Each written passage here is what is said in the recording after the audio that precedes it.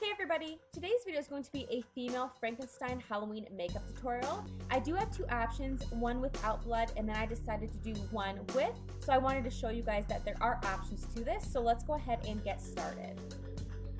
You want to start off with a fresh face, and then I took this Halloween makeup palette kit that I got from Walmart for a few dollars, and I just took the sponge that came with it and went into that green and started to blend that all over my face. If I were to actually wear this for Halloween, I would probably get something different than this because it is very hard to blend since it is cheaper face paint.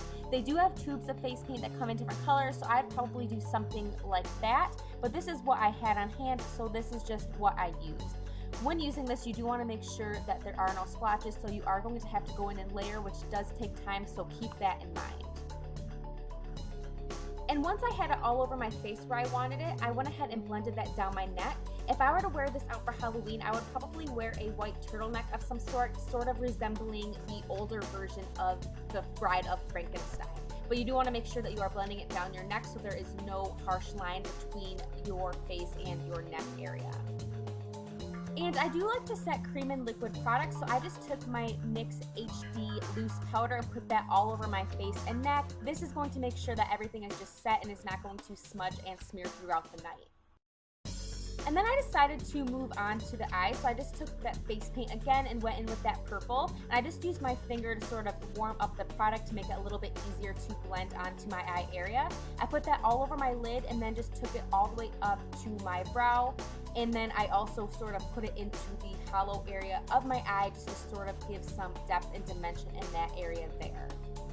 Like I said before, I do like to set my cream products with some sort of powder, so I just went in with my Coastal Scents 88 eyeshadow palette and took a purple that resembled closely to that purple cream product. And I just put that onto a shadow brush and then just blended that out, making sure that there were no harsh lines around the edges.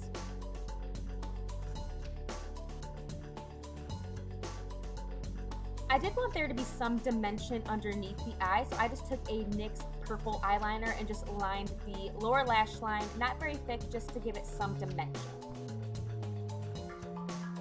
And then I took my NYX Glam liner, and it is just a liquid liner, and started to do a wing on my eye. I also did not do this too thick, but I did want there to be some sort of glam in this look, so I just did a little wing liner.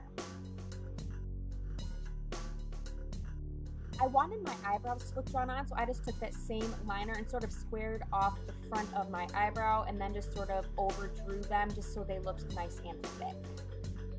This just sort of gives them more of a cartoon look rather than realistic.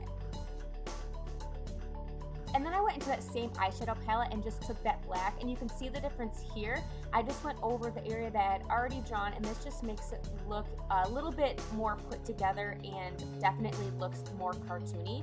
I also did my winged liner. I just did not get a good clip of that.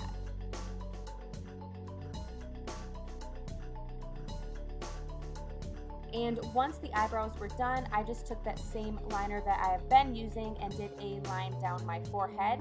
And I just took the opposite way and did smaller lines so it looked like stitch marks. And you do want to make sure that this does not look perfect, so you want to make sure that the lines are different lengths and put in different spaces.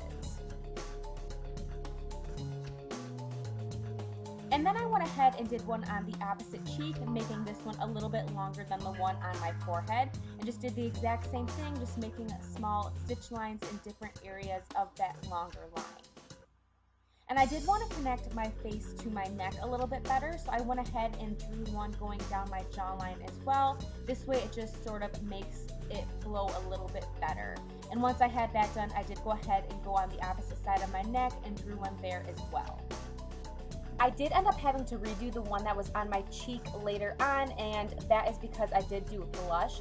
But before that, what I did was wanted to add a little bit more dimension, so I just combined two darker green colors from that same eyeshadow palette, just sort of chiseled out my cheekbone area just to give my face a little bit more dimension so it did not look so flat.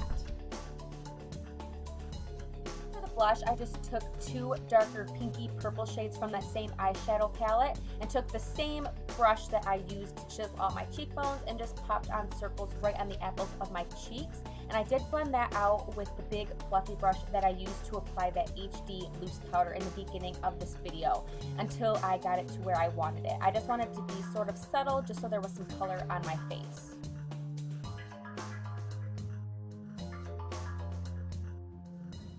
Once I had that placed where I wanted it, I just took that eyeliner again and just went over that same area that I had it placed before. When you are doing a look like this, you want to make sure that you have your base down first and then go ahead and detail afterward. And once I had that done, I just applied one coat of mascara since I was applying false eyelashes. Whenever I think of Frankenstein, I do think of purple as well as green, so I wanted my lips to be purple as well. I just took that same purple eyeliner that I had used before and just overlined my lips and then filled them in.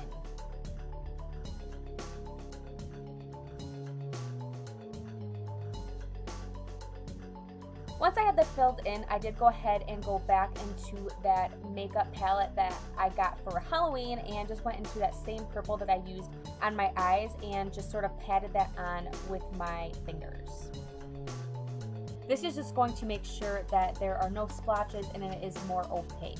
And you do want to go ahead and set that, so I just went ahead and used that same purple eyeshadow that I used on my eyes and just went over and did that just to sort of set everything on my lip area as well. Typically, I would not want my lip products to feel really dry, but in a situation like this, you do not want your lip products to budge, so I would suggest setting with some sort of powder at this point.